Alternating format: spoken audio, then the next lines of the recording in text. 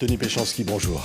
Bonjour. Vous êtes historien, spécialiste notamment de la Seconde Guerre mondiale, directeur de recherche au CNRS. Voici ce livre tant attendu par certains, redouté aussi, qui s'appelle « Historiciser le mal », une édition critique de Mein Kampf, publiée chez Fayard après des années de recherche. Qu'est-ce que ça veut dire? Aujourd'hui, il faut savoir ou lire d'une autre manière Mein Kampf, le livre, le brûlot d'Adolf Hitler. Il faut enfin en faire une édition scientifique, parce que les gens qui nous écoutent, quand on entend une édition critique, on dit « Ah ben oui, j'espère bien critique ». Le mot critique, évidemment, vous le savez bien dans notre vocabulaire, ça veut dire que c'est une édition scientifique avec des notes, avec une introduction, pour essayer de comprendre ce qui est écrit, de comprendre ce qu'il voulait. Et c'est la première fois en France qu'on propose une édition scientifique. Oui, j'ai lu une phrase qui disait, en parlant de ce livre, parce que c'est un événement éditorial évidemment, qui disait « La haine est de retour dans ce livre, mais elle est enfermée dans une gueule cadenassée, dans du béton armé, pour lui supprimer et la neutraliser, lui supprimer sa force. » C'est ce qu'a voulu Fayard. Oui, c'est presque symbolisé même par la façon dont se présente l'édition. Vous avez le texte au milieu et tout autour, les notes. D'habitude, les notes, on les met soit en bas de page, soit en fin de volume, et le texte est là, il est corseté. Il est corseté, il est neutralisé en quelque sorte, pour montrer aussi ce qu'il est. Et ça, c'est évidemment une volonté, un geste de la construction éditoriale, de même que si vous faites le calcul, en gros, il y a un tiers du texte d'Hitler, et vous avez 2/3 de notes et d'introduction. Donc on voit bien la volonté vraiment de donner des outils pour comprendre ce que voulait Hitler, à quoi a servi ce livre et quelle a été son influence dans la société allemande. Oui, oui, mais on voit un livre énorme, Oui. 100 €, Oui. sur commande. On sent bien quand même qu'on ne veut pas mettre ça à la portée de tout le monde. Enfin, déjà, le 100 € correspond en fait au travail effectif. C'est-à-dire qu'on a mobilisé, moi j'étais dans le conseil scientifique, j'ai suivi ça, j'ai accompagné, on me demandait mon avis. Ceux qui ont fait le travail, soit la direction de Florent Braillard en particulier, et du côté allemand de Virching, bon, là, ils étaient, je dirais, le nez dans le guidon, et ils ont travaillé dessus. Bon, c'est quand même un travail de long terme, c'est un grand pari de la part de l'éditeur, et c'est très courageux de sa part. Et après, effectivement, l'objectif, c'est pas que ça soit diffusé partout. Non, c'est très intéressant pour les historiens, bien entendu, les historiens du nazisme, ils comprennent en général allemand, mais les historiens, plus généralement du contemporain, les profs. Quand les profs voulaient faire comprendre le nazisme aux élèves, ils avaient quoi? Ils avaient l'édition d'extrême droite de Mein Kampf qui existe depuis 1934. Oui, là, on leur donne ça. Oui, là, on leur donne cette possibilité de travailler sur le texte. Parce que justement, vous le dites, il y a des éditions depuis toujours. Mais et oui. qui circulent beaucoup dans certains pays, en Turquie par exemple. Et en Inde. Alors, oui. C'est très intéressant sur 2 plans. Le premier, c'est qu'on a vu des gens qui sont montés au créneau en France. Comment on publie Mein Kampf? Oui, c'est publié depuis 1934, c'est autorisé. Il y a 6 pages qui ont été imposées par la justice depuis 1971 pour montrer, pour mettre en perspective ce qu'est le nazisme. Mais c'est tout. Le reste, il n'y a pas besoin de notes. Bon, deuxième possibilité, depuis janvier 2016, c'est rentré dans le domaine public. Ça veut dire que n'importe qui peut le publier. Et par exemple, là, depuis quelques années, on a une publication, depuis 2 ans, qui a été réalisée par un néo-nazi. Et il n'y a aucun problème, puisque c'est autorisé. Bon. Et par ailleurs, vous allez sur l'ordinateur, vous appuyez par un clic ou par 2 clics, vous avez la version PDF, et évidemment une version édulcorée, évidemment une version qui n'a pas de cette réalité. Alors, qu'est-ce que ça veut dire? Ça veut dire que dire aujourd'hui comment on édite Mein Kampf, oui, ça existait depuis très longtemps. Et puis deuxièmement, effectivement, comme vous le dites très bien, dans un certain nombre de pays, on pense à la Turquie, on pense à un certain nombre de pays arabes du pourtour méditerranéen, on pense à l'Inde. C'est un instrument, un vecteur de mobilisation hyper nationaliste. C'est ça qu'il y a derrière, avec en plus une dimension antisémite et raciste qui évidemment accompagne ces mouvements extrémistes dans les différents pays.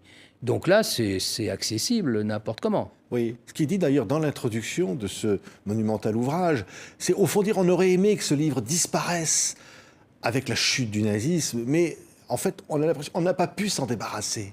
On ne peut pas se débarrasser de ce livre d'Adolf Hitler. Mais je vais vous dire, si jamais on n'avait pas parlé de Mein Kampf, on l'avait caché, on a dit « Ah oui, on le met sous le tapis ». Si jamais on ne parlait pas de Pétain et Laval, si on avait caché, parce qu'on a édité les discours de Pétain, fallait les cacher. On nous aurait dit « Ah oui, le passé qui ne passe pas, les Français qui ne veulent pas se confronter à ce passé, quelle honte, etc. » Il faut savoir.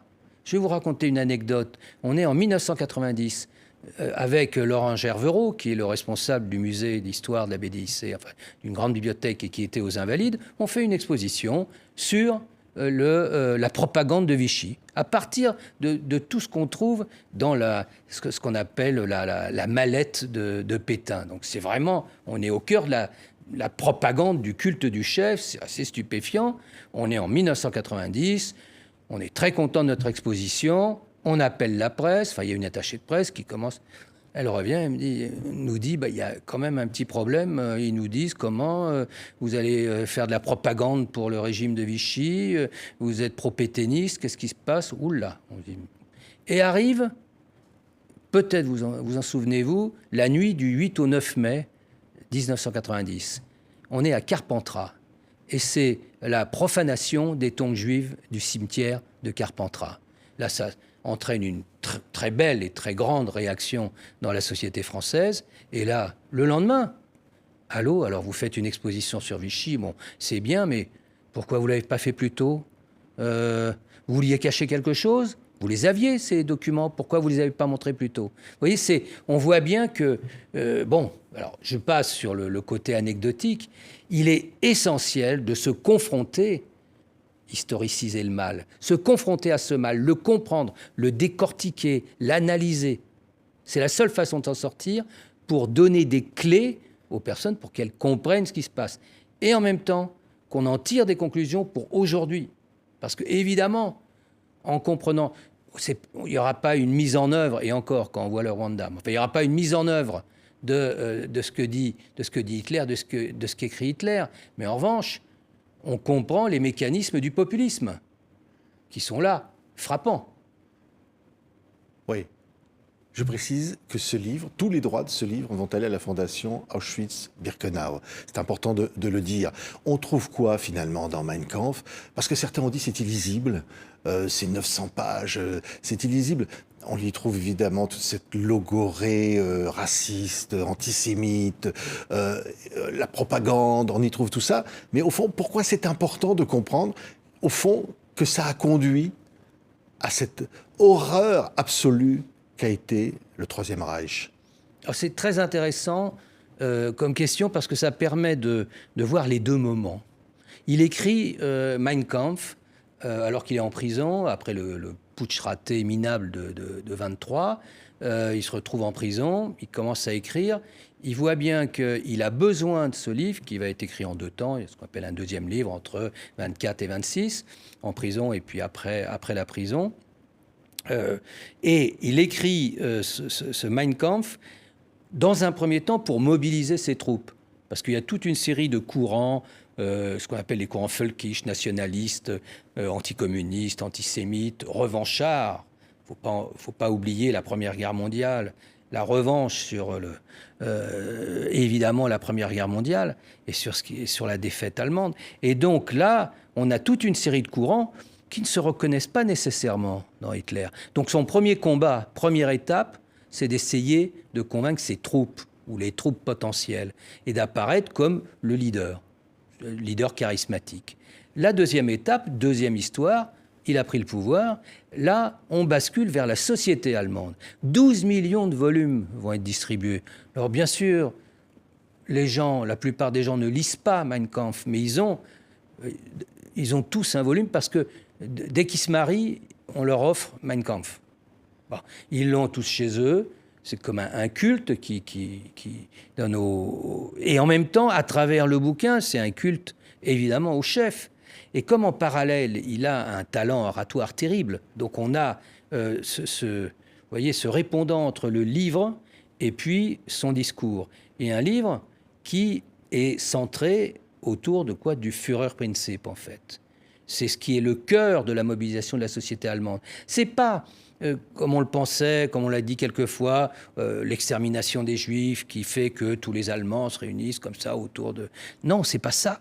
Bien sûr qu'il y a de l'antisémitisme, de l'anticommunisme, il y a tout. Mais le cœur de l'affaire, c'est le Führerprinzip, c'est le culte du chef. C'est ça qui explique. Alors, vous vous rendez bien compte, si on dit que pour comprendre le nazisme, ce qui est central, c'est le culte du chef, on ne va pas passer à côté de l'édition scientifique de Mein Kampf qu'il a mis en avant justement pour essayer de convaincre la société. Oui, oui. Ce livre avait été édité en France avant la Seconde Guerre mondiale, expurgé des parties anti-françaises, mais pas des parties antisémites. Oui, parce que c'était une édition d'extrême droite, c'est la même qui continuait vendue, encore qui est vendue aujourd'hui, depuis 1934 quand même. Et en France, ça n'avait pas provoqué à ce moment-là de réaction? Alors, il y a eu des lectures, il y a eu des réactions. Ce qui a mobilisé, ce n'était pas vers l'interdiction, mais ce qui a mobilisé les journalistes et les hommes politiques, c'était de dénoncer les projets d'invasion, la revanche sur le traité de Versailles, les risques pour l'Europe de voir cet homme prendre le pouvoir et de gagner d'abord reconstituer le Grand Reich et puis aller au-delà. C'est ça qui va être pointé. Assez peu d'ailleurs. Il y a un des jeunes qui participe à cette édition, là, Nicolas Patin, a fait une superbe étude sur la façon dont en France on a réagi à Mein Kampf. Il y a pas beaucoup de papiers, il y a quelque chose comme 150, 160 papiers sur Mein Kampf.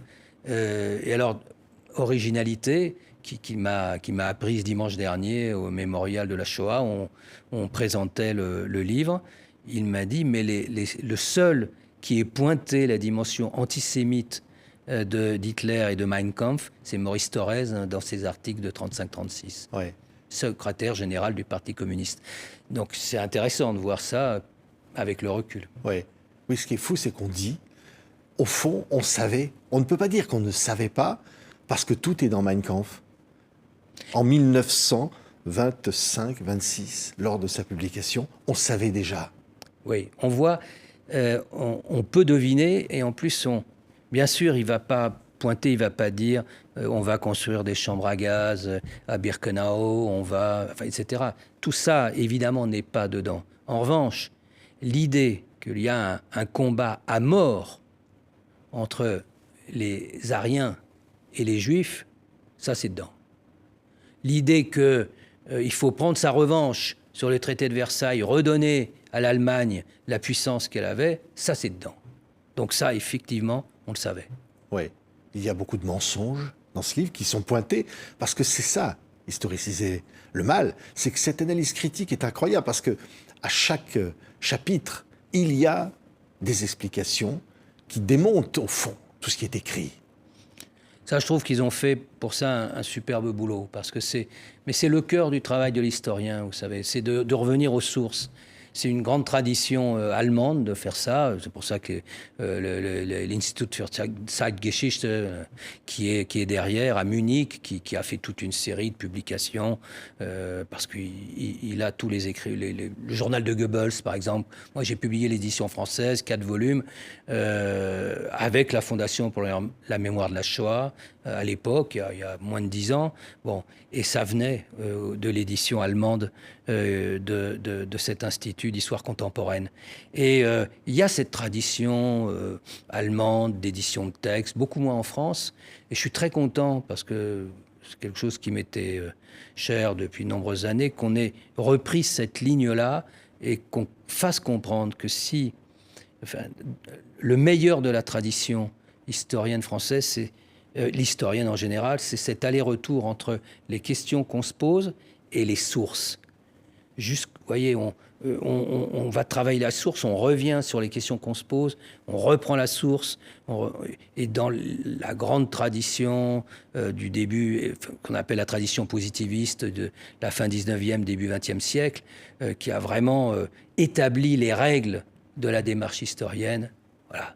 On retrouve ça là, c'est-à-dire on va décortiquer, on va prendre une phrase, on va la mettre en perspective, on va dire non, là c'est faux, là c'est vrai, mais c'est fait dans telle perspective, etc., etc. Là, ça renvoie parce qu'il y a plein de choses qu'on ne peut absolument pas comprendre, qui sont des règlements de compte entre factions, des multiples factions, donc des mouvements völkisch en Allemagne dans les années 20, on n'y comprend rien. Oui. Quand on n'est pas spécialiste, là, on donne les clés. Voilà. On a l'impression de se dire, au fond, personne n'avait lu vraiment Mein Kampf. Personne ne lisait Mein Kampf. Vous ne comprenez Mein Kampf, c'est pratiquement un livre illisible qui vous tombe des bras. Personne ne peut lire ça. Et que là, avec cette édition-là, avec toutes les explications qui vont avec, on peut peut-être comprendre et désamorcer le mal.